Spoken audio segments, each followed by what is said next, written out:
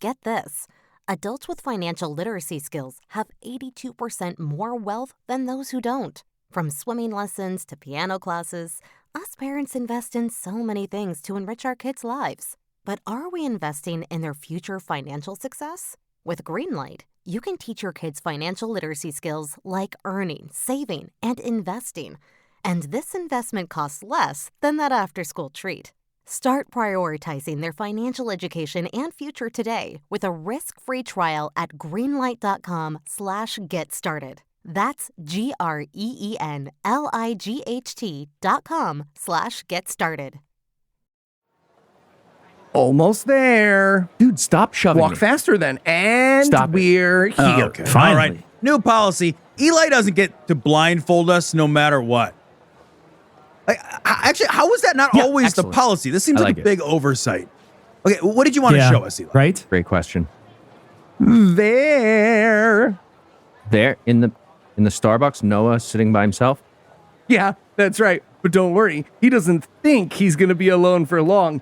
I've been writing to him for the last 6 months pretending to be Mr. Nintendo himself. And I told him I want to hire him for his great game ideas. Dude, that is so mean. I know, but like it works for the episode, right? I mean, imagine his face when he learns all the time and money were a con. He is going to be so mad. Wait, he sent you money? Oh, no, I sent him money for the Japan phone. Sorry, for the Japan phone? Is that what you said? Yeah, I guess it turns out that Noah can't get calls from Japan without a special plan that's like $500 a month plus. He needed a new laptop that could take in the Japanese internet for the emails I was going to send him and the headphones that could hear it. But his face, man, is going to be worth it. Eli, I think maybe you didn't fool Noah after all. What? Okay, if I didn't fool him, then why did he ask Mr. Nintendo himself to borrow all that money that I lent him? Okay, he's waving at us. See, No, it's right there? just his arms moving from excitement because I pranked him so good. Okay.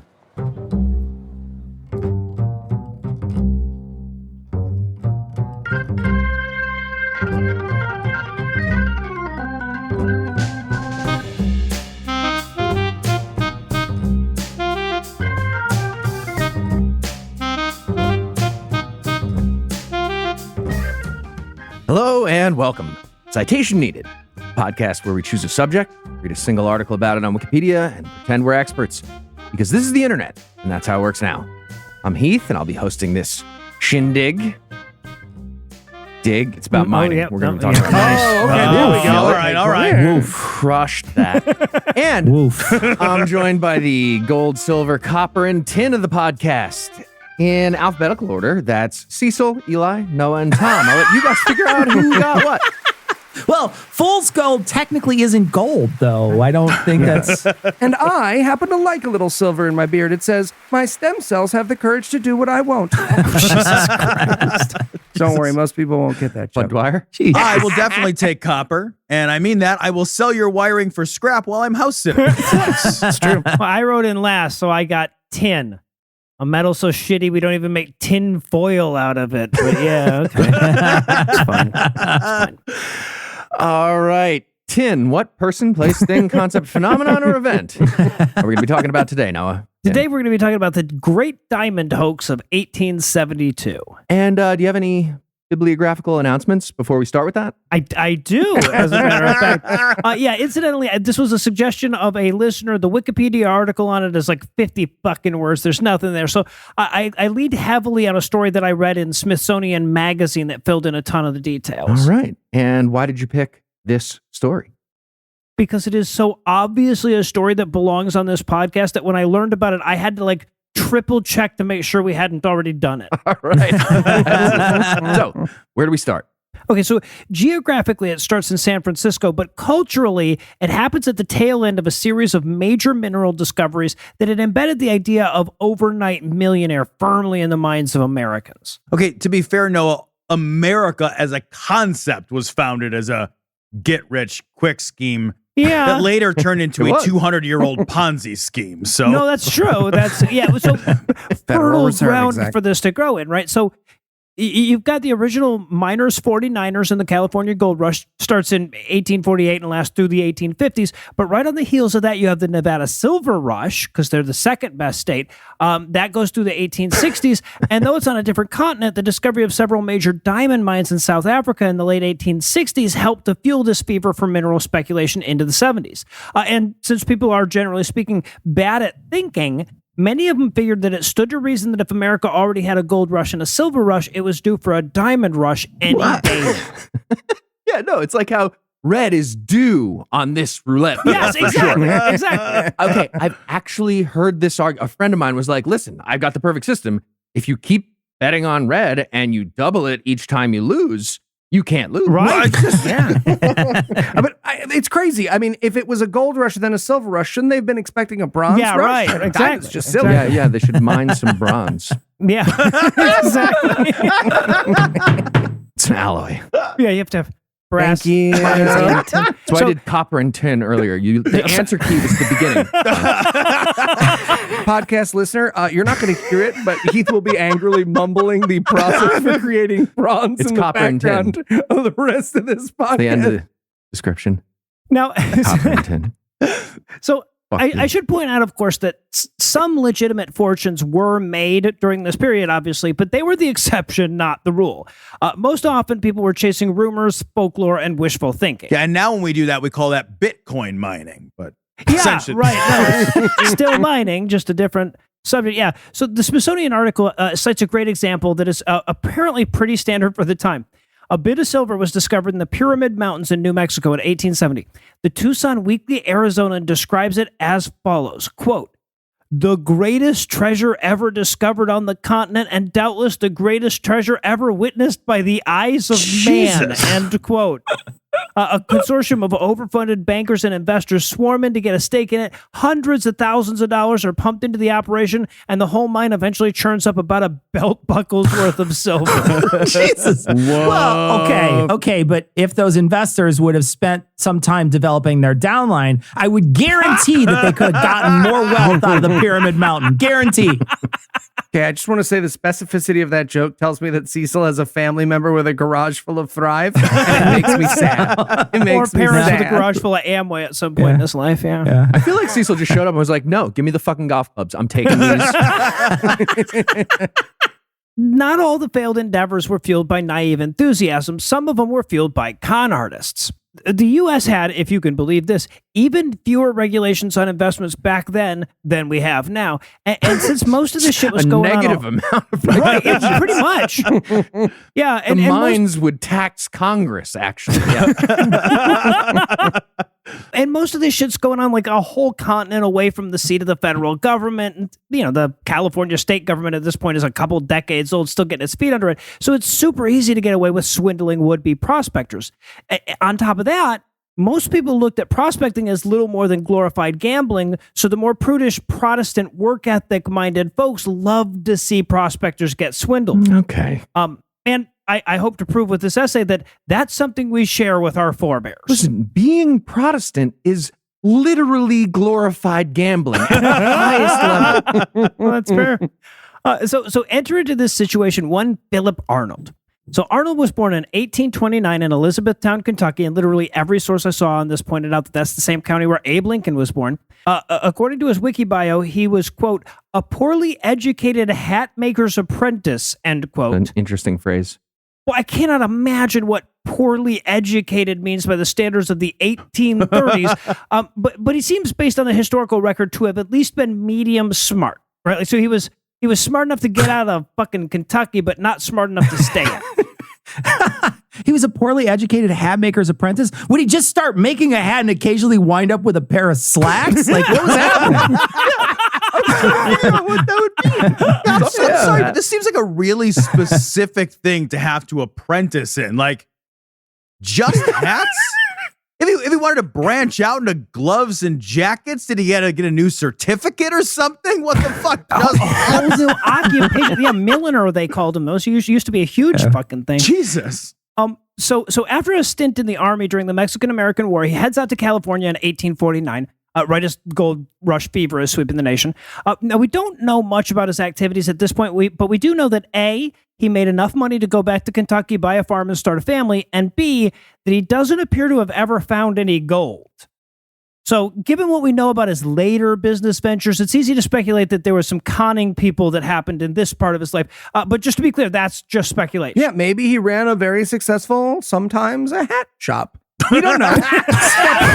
We are Exactly, right. mostly hats. Overstate the Compared sources. to Slack. So, They're on the clearance rack over there on the side. right. You can You're put them on regular. your head. Just never know. All right, so in 1869, work is completed on the Transcontinental Railroad, making transcontinental travel a hell of a lot easier than it was in 1849. So Arnold decides to head back to California and see if he can wring a little bit more cash out of them thar hills. By 1871, he finds himself working part-time as an assistant bookkeeper for the Diamond Drill Company. Now, of course, as the name implies, the Diamond Drill Company makes drills with diamond-headed bits, but because, unlike a lot of the precious stones we spend too much money on, diamonds are actually super useful anyway. Yeah, they actually prove how much your fiance loves you. Thank you. Very important. You show me a titanium alloy that's gotten folks across this nation anal, and then we'll talk. All right, so it's while he's working on for this company that Arnold hatches this big plan. But to make it work, he's going to need an accomplice. He finds that in his cousin and fellow Mexican-American War veteran, John Slack. So once he's got his partner locked in, the next thing he needs is a big bag of uncut diamonds. Now, we don't know actually where he got these, but he was working for a company that used uncut diamonds in its manufacturing process before this. They were Gentile diamonds. Wasn't working for them afterwards. So there's a pretty good bet that he stole them. Or maybe his sometimes a hat shop only accepted diamonds as payment. We don't know. Exactly. That's the key.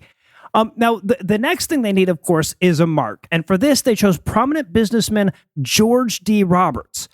He's one of those guys, in history is rife with him, who's way better at promoting himself as a prominent businessman than he is at actually being a businessman. So like Kevin Hart is a comedian. Exactly. Wow. Or Donald Trump as a literally anything. Well, no, that's true. I was about to say I'm in a fight with Cecil, but I had this fight with Eli and Noah, and then I had to be like, I went back and I watched Kevin Hart. He's not as funny as I thought. The crazy reality we lived in where Heath was violently defending Kevin Hart's comedy. At first, I think I said Kevin James by accident, and it was even more violent when you guys came back. But then it was Kevin Hart. All right, People wonder what's going to So- break up the band. It's Kevin Hart. It's going to be me trying to get to the other half of this sentence. So George D. Robertson, a prominent businessman. I don't know if Arnold and Slack knew that he was kind of a faker going in, or if they just got lucky, but it makes him pretty much the perfect victim for this plot. So they show up at his office late one night looking all weather beaten and dirty and clutching this small leather bag. And they tell him they have something super valuable in there, but they got into town too late to deposit in the bank. But he's a banker. He's a prominent businessman. God. Like maybe he knows somewhere they could safely stash it. Don't worry, we put a handsome lock on the bag, so only the handsomest boy could look inside. Figure you could help, right? Phew! Another hard day working at the rich mine full of valuable riches. Yeah. Why that dragon? I know, he was tough, but worth the effort, right? Oh, yeah, he was. Who'd have thought you could find so many valuables in one mine full of riches? I know. What's your favorite part? I know. I mean, the gems were pretty great, but still. I like the platinum blowjob machine. So great. So we have the best jobs. The best. Too bad it's just the two of us, though. Never get all those blowjob machines out of there. Such a shame. All right, so at this point, Roberts is salivating. They feign reluctance to tell him what they've got at first, but after Roberts swears he'll keep their secret, Arnold shows him this bag of precious gems. And he's pretty vague about where he got them, but he leads Roberts to believe that they've come across a valuable untapped mine somewhere nearby. And at this point, of course, Roberts starts explaining to them that they're going to need a lot of money to get all the equipment and surveyors and whatnot that they're going to need to take advantage of this big find. And by golly, he'd be happy to help them out if in that regard. Okay, I mean, the unsolicited secret bag opportunity from two strangers in the middle of the night? I mean, That's like some of my funnest nights in my life. That's hard to pass up. That's true. I get it. And hey, the Dogecoin suckers didn't even get a bag out of it. So, you know. Right, yeah. To the moon? So now that Roberts has so obligingly speared himself onto their hook, he sets about calling the biggest fish that he knows. He assembles a group of would-be investors, including William C. Ralston, the founder of the Bank of California, and the flamboyantly named Asbury Harpending. I love that name so goddamn much. He's a well-known prospector who was at the time in London trying to sell shares in that doomed silver mine that I mentioned earlier. He brings in William Lenton and General George S. Dodge, described only as mining entrepreneurs. One of these guys is just 3 kids in a trench coat with his dad's driver's license and credit card. You know it, right? Nobody was like, yeah, so it's the Asbury Harpending. I'm going into business with Asbury Harpending. And got warned that like that's not going to work out. At least open the trench coat one time and let us see. Yeah, right. Now, obviously, the first thing that this consortium wants to do is get Arnold and Slack the fuck out of the picture so they can keep all the riches for themselves. And that's actually why Arnold needed a partner in the first place. This is how he was going to fund the whole fucking thing. The investors immediately offer him a lowball amount for their stake in the find. It's $100,000 each, and that's over $2 million in today's money. So like a $4 million payout for a bag of stolen uncut diamonds is pretty good. But Arnold's after a lot more than that. To get there, though, he needs this big injection of cash, which is why Slack takes the offer. The bankers agree to give him $50,000 then and another $50,000 once they've had a chance to examine the diamond mine. And Slack takes it on the condition that he and Arnold get to go make one last trip out to the site and keep whatever they find. Okay, I'm going to give you guys a few days, but then I'm going to spend this giant wad of money on a magician's hat that holds unlimited rabbits. Okay? All right, so with that $50,000 in hand, Arnold and Slack head not over to some fictional mine, but to London, where they spent $20,000 of that buying rough diamonds and rubies and shit from a merchant named Leopold Keller. About half of those were destined for San Francisco as further evidence of what a lucrative mine they discovered. Amazing. The other half would be sprinkled around some random ass field for the investors to find Amazing. later. That's fucking outstanding. All right. Fucking Why do prospectors amazing. even have shovels and picks? They're just they just pick them like raspberries off the ground. All right. Well, it sounds like some rich people might get duped by 2 guys who think diamond mining is basically unsprinkling diamonds. Looking forward to that. But first, we're going to take a quick break for something that definitely relates to the story. Yeah.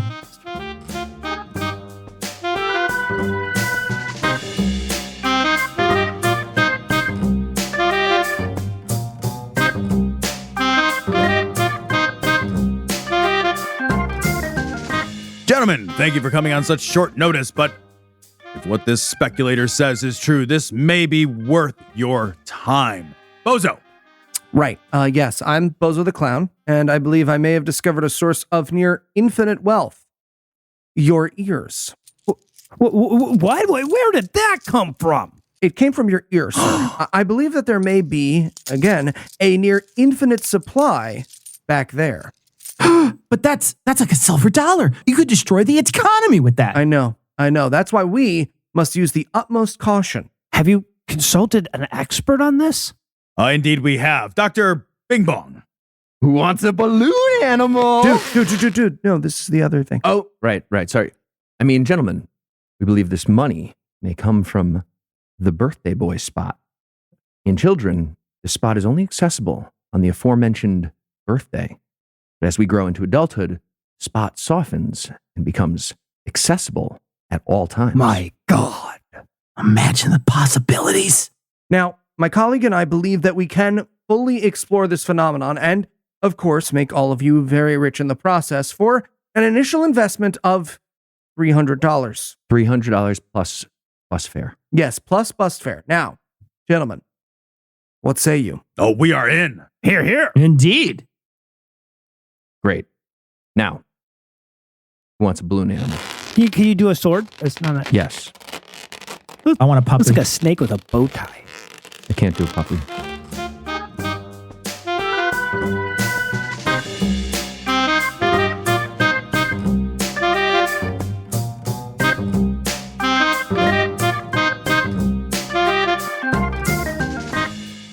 we're back. When we left off, Arnold and Slack were about to sprinkle some diamonds in a field and maybe drizzle some oil out there. What's next? So once Arnold and Slack get back to San Francisco, they offer to make one more trip to the diamond field and come back with a couple of $1 million worth of gemstones that the consortium can keep as a guarantee of their investment. Of course, this trip was really to seed the field rather than harvest it, but the investors agreed enthusiastically, so they come back with half of the stones they got from London. They explained that they did come across $2 million worth of stones, just like they said they would, but while they were rafting them down the river, wouldn't you know it, most of them sank, and they were only able to save this one bag. All of my girlfriends did live on the Canadian border. They just simultaneously drowned in Niagara Falls. Okay? and don't ask anyone in Canada about it because Canada's still really Super sensitive about it. Now, as dumb as these investors were, they weren't all the way dumb. I don't know, man. They're already out $50,000 before the grift started. That's Yeah, no, fair. Real fair. I'm bad. talking. They're not Trump supporter dumb though. So once they got this bag from Arnold, they take about 10% of it to New York to get the appraisal of America's most famous jeweler, both then and now, Charles Louis Tiffany. Yes, that Tiffany. Perhaps you've heard of his breakfast or his racism. Well, yes, racism, maybe. Yeah. So they also, and I love this detail, loaned some of their biggest uncut gems to a San Francisco jeweler for display, figuring that salivating over uncut diamonds would lube up the city's investor class when it came time to sell shares in their burgeoning company. Oh, yes. I'm going to put these right here next to these fancy new clothes for the emperor I got. People are going to love them. Okay, I feel like this San Francisco jeweler is somehow Philip Arnold in a mustache and a monocle, right? Like that's clearly what's about to happen. So Robert Harpenter et al. Go to New York and they get a meeting with Tiffany. He spends a while looking at the assortment of diamonds, rubies, emeralds, and sapphires, and he declares that they're definitely legit. But he admits he can't assess their value without the help of his lapidary. That's the guy who actually cuts and engraves the stones. But he says they're, quote, precious stones of enormous value, end quote. 2 days later, Arnold catches the luckiest break he'll get in this whole fucking ordeal when Tiffany's lapidary wildly overestimates the value of what the guys brought. Keep in mind, this is 10% of half of the shit that Arnold and Slack bought for $20,000 in London. Tiffany tells him it's worth $150,000. That implies that the sack that Arnold bought, that he said there were more of in the river, was worth about $1.5 million. The Labrador was wrong by 750%. What did he look at him through a fucking telescope? Okay, Eli, really quick, how does percent work in your head? How many percents do you think there are? Let's start simple. Well, it goes in a circle, and then there's one circle, and then that's 7.5 circles. Okay, just to be clear, the number is 15,000% of what they paid for that amount, just so everybody knows. It's so easy. Yes, 10. Yes, thank you. Now, That is so inflated. It sounds exactly like a diamond appraisal. Actually, Yeah, it sounds really. just yeah, right. Really. Yeah. Now, obviously, this bit raises a few eyebrows, right? Like, historically, like, how the fuck can the country's most famous and most successful jeweler get it that wrong? Well, it turns out they were talking to the wrong people. Neither Tiffany nor his lapidary had much experience working with actual uncut stones, and Tiffany's reputation apparently didn't allow him to just go, I don't fucking know, man. This is not the kind Is of that stuff because they I only work worked with Jewish diamonds before? Oh, Jesus. So Uncut. now that seems like an insufficient explanation to me, but that's all I could tease out of the sources without like having to know a bunch of new stuff and shit. So. Podcast listener, that's Noah's way of saying, I learned 200 years of diamond appraisal history, but everyone on the podcast tickled me until I agreed not to put it in the essay. So anyway, so buoyed by the break of a lifetime, Arnold sets out to finally show his investors their diamond mine or diamond farm or whatever they're going for. So they head out to the field they've been seeding. It's a remote spot in northwest Colorado, and they bring along a fellow by the name of Henry Jannon. He's a well-respected mining engineer, at least at the beginning of this story, meant to assess the field and make sure that everything's on the up and up, but they chose to pay him in the dumbest imaginable way. So they offer him $2,500 plus the right to buy 1,000 shares of their company at $10 a share. So they basically said they're like, hey, we want you to assess the viability of this potential diamond mine, and we'll pay you a hell of a lot more if you say it's legit. So he said it was legit. So far, the diamond hoax of 1872 is exactly the Enron business plan. Like somebody was just reading this Wikipedia article. Yeah. Like Jeff Skilling had this out, and he's like, all right, that's what we do next. Yeah. There we go. Sprinkle some oil or something. Also, I just have to wonder at this point, whose fucking property are this wandering around chucking rubies about upon? Like, just, whose place is that? Yeah, well, it's the 1870s, so it doesn't belong to anybody unless you count Native Americans as people. So, and they did. no, they sure didn't. Now, of course, during this trip, they were able to unearth quite a few precious gemstones, especially since Arnold was like suggested maybe they check this spot over there or that one over there. So all the investors head back to San Francisco to count their unhatched chickens, and they leave Slack and another buddy that they'd brought along to guard their cash cow. Now, apparently the two of them didn't get along, so they both fucked off. This is where Slack disappears from the goddamn story. Right? Apparently he figured he'd milked enough out of this scam. He didn't want to be there when everything came to light, so he just got the fuck out, and holy shit, was his timing impeccable. At the end of the inspection, Arnold's just carrying the investors from hiding spot to hiding spot like they're bored 2-year-olds on Easter. He's just picking them up. He's got bringing them over. Dora the Explorer standing next to him. Can you say diamond? So, now, at this point, one final character makes his way into this story, and many would be inclined to call him the story's hero. I reserve that spot for Philip Arnold, but to each their own. Of course you do. Of course you do. So Clarence King is a geologist, and he's kind of like half scientist, half explorer. He was the first person to summit several of the highest peaks in the Sierra Nevada. He's also the guy who apparently named Mount Whitney. And when he was 25 years old, he convinced Congress to fund a surveying expedition of an 800-mile rectangle of the mostly unexplored area surrounding the new Transcontinental Railroad. And he just so happens to share a train at some point with one Henry Janin and catches some idle chatter about this amazing discovery of theirs. Yeah, and then Dora showed me where even a bigger diamond was. And he just leans across the car. Hey, I am so sorry to interrupt, but I'm going to stop you right there. It's like, hey, I'm going to stop you. All right, so now Clarence King knows good and damn well there are no huge diamond mines in northwest Colorado because he just finished surveying the fucking place. But his first thought isn't that Janin is swindling anybody or that Janin's being swindled. His first thought is that they had seriously fucked up their survey. See, this is why it doesn't pay to be half a scientist. You're always second guessing your right. work. Yeah, exactly. Half explorer is pretty much useless as well.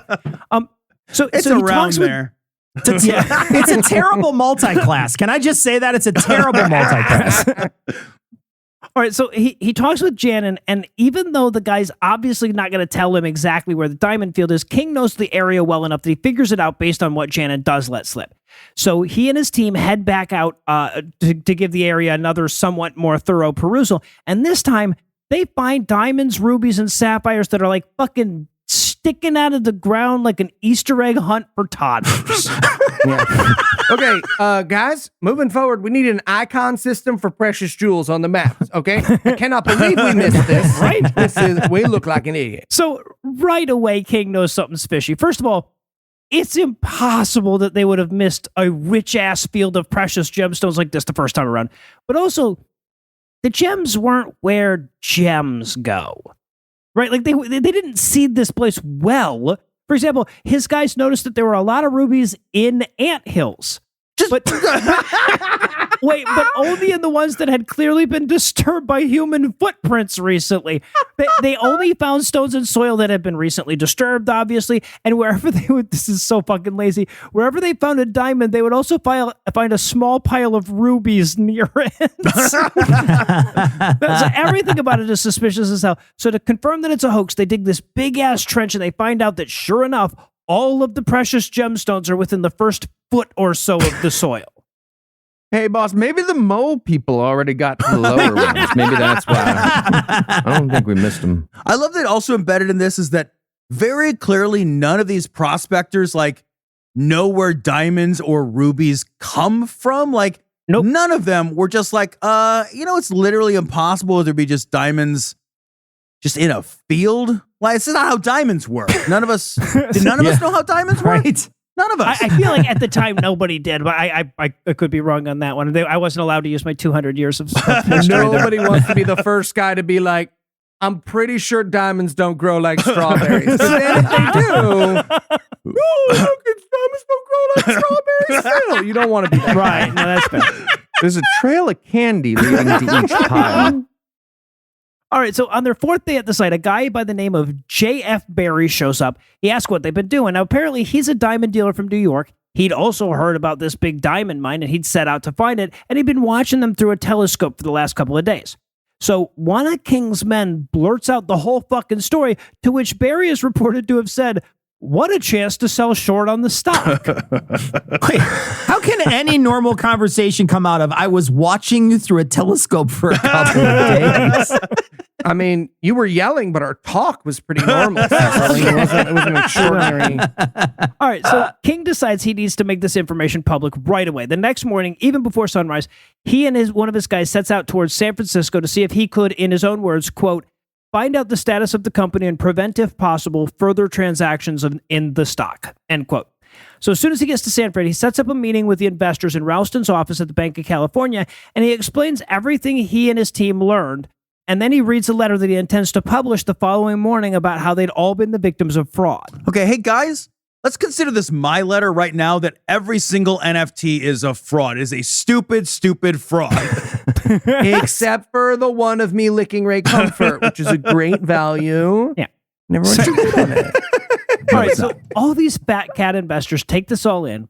They sigh in disbelief, and then they try to bribe King into waiting a couple extra days to publish his letter. But to his credit, King told them to go fuck themselves. He exposed the fraud, and he became a sort of like short-lived national hero.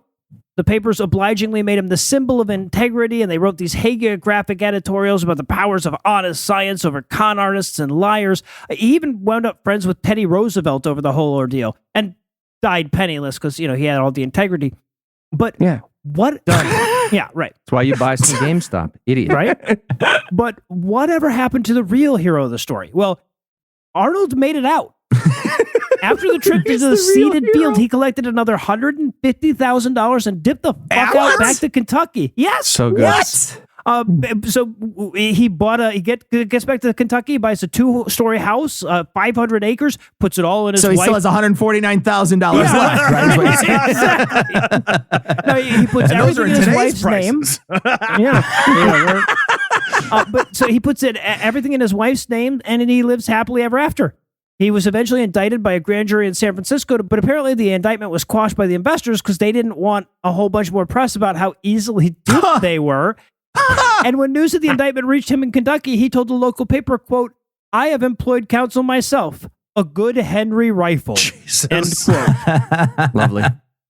And if you had to summarize what you've learned in one sentence, what would it be? The world's most valuable knowledge is how smart rich people aren't. Yeah, that's great. And are you ready for the quiz? I'll answer half the questions now and half when I get paid. Okay, his lawyer's name was not a good Henry rifle. What was the name of Arnold's firearm lawyer? A, Amy Coney Barrett 50 cal. Nice. B, Beretta Kavanaugh. C, Ellen A. Kagan. D, that one didn't work very well. John Oh, AK. Opencarry. Oh, okay. I was going to Okay. take Oh, I got it. Oh, it still Elena took K. a minute. AK. I tried to pause. It didn't work. D, John Opencarry. Or E, Hackler and Cochran. Nice. So, I'm going to have to go with B, Beretta Kavanaugh, because that's beautiful. Oh, you are correct. It is Beretta Kavanaugh. All right, Noah, after this, we've learned so much about how not to get swindled by absurd pitches that can't possibly be real. No, we haven't. How do I know? We didn't learn anything. A, Bernie Madoff. B, Amway. C, Enron. D, QAnon. E, it's unsettling how long this list could grow. I just had to stop myself. I was wondering how Right. it just I kept was going. predicting that the correct answer was going to be Y, all of the above. So I'll go with E. All right. Let's see. All right. Noah, it's easy for us to look down our noses at the folks who invested in this mine, but what equally faulty con are we invested in? A, people paying us for this free podcast we put That's out. not a con. Yes. Just don't listen to this man. B, Keith Enright's work ethic. Oh, so mean. Oh, So see? mean. Democracy. Yikes. All right. Well, because this bit requires that I get it wrong, I'll go with B so that you can say how wrong you were on that one. That's right. I was wrong. Oh, now Heath has to say that you're the winner. Does someone tell Eli? Hey, Eli, who would you like to do the majority I of the want work? Heath to write an essay because I love his essays. He works so hard on them, and I love them. It's just a silly fun joke for a podcast. Silly fun podcast joke for silly fun. You want to do the I'm kind of tired. You want to do the after part? Oh, he's got to move some more furniture. I get it. It's only been 6 months. All right. Well, Cecil. Yikes. I'm Heath. Thank you for hanging out with us Yikes. today. We'll be back next week. And by then, I will be an expert on something else. Between now and then, you can hear Tom and Cecil on Cognitive Dissonance. And you can hear Noah and myself on God Awful Movies, The Skating Atheist, The Skeptocrat, and D&D Minus. And if you'd like to support the show, you can make a per episode donation at patreon.com/citationpod. Or you can send Tom some Bitcoin for an NFT of the podcast. He's invested in that space. And if you'd like to get in touch with us, listen to past episodes, connect with us on social media, or take a look at the show notes, check out citationpod.com. And so you're telling us you can produce any game for us? No, sir. Just rabbits. Still, the implications for world hunger are staggering. Indeed they are. Indeed they are. Can I pet him? Yes, you can. This is the best day. This message comes from Greenlight. Ready to start talking to your kids about financial literacy? Meet Greenlight, the debit card and money app that teaches kids and teens how to earn, save, spend wisely, and invest with your guardrails in place. With Greenlight, you can send money to kids quickly, set up chores, automate allowance, and keep an eye on your kids' spending with real-time notifications. Join millions of parents and kids building healthy financial habits together on Greenlight. Get started, risk-free, at greenlight.com/getstarted. That's GREENLIGHT.com/getstarted.